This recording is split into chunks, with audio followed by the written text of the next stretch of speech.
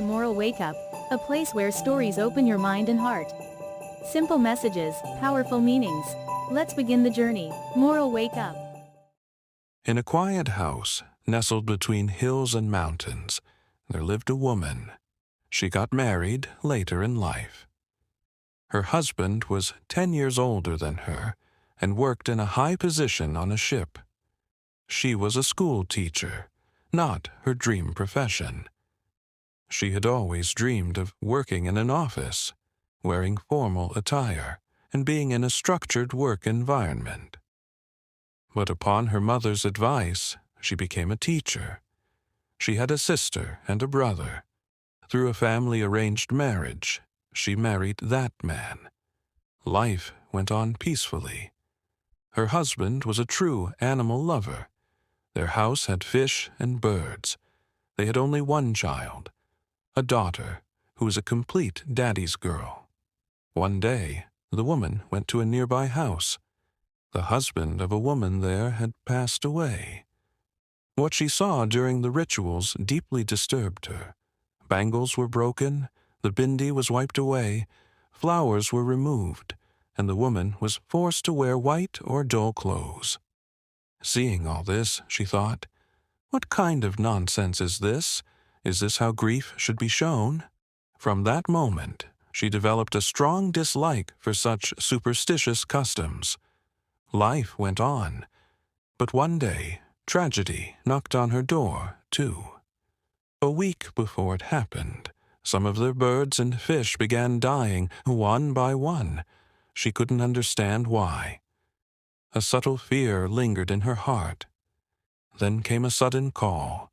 "Your husband is in the hospital." She rushed there. The doctor said, "It's a heart-related issue." She was shocked. Was this from before the marriage? Why didn't he tell me? Soon, she learned a heartbreaking truth. Her husband had known about his condition for years, but he had never told anyone. He hadn't taken treatment or followed any dietary restrictions. The doctor said if he'd taken care, he could have lived many more years. Her heart broke. She was filled with sorrow and also anger.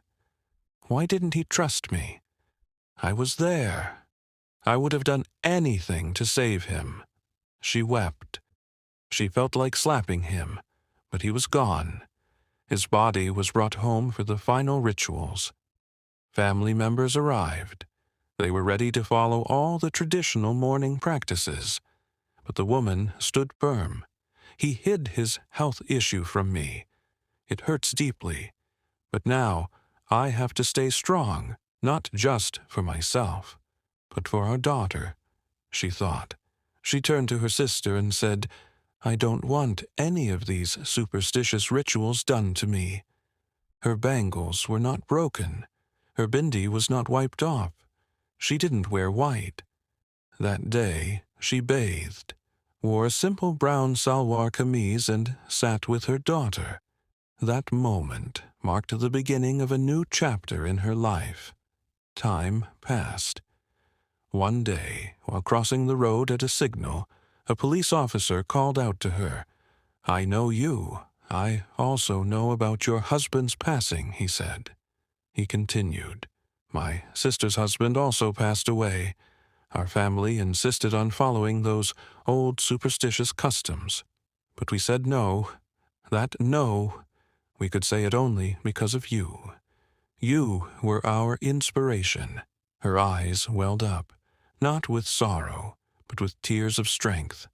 They were the tears of a courageous mother. She didn't just live, she lit a path for many other women. A woman who rises above personal loss and outdated traditions becomes more than a survivor. She becomes the spark that lights a generation. Courage and clarity can break chains, not just for one, but for many. Thank you for watching Moral Wake Up. If you enjoyed the story, don't forget to like, share, and subscribe. See you in the next story. More meaningful stories are on the way at Moral Wake Up.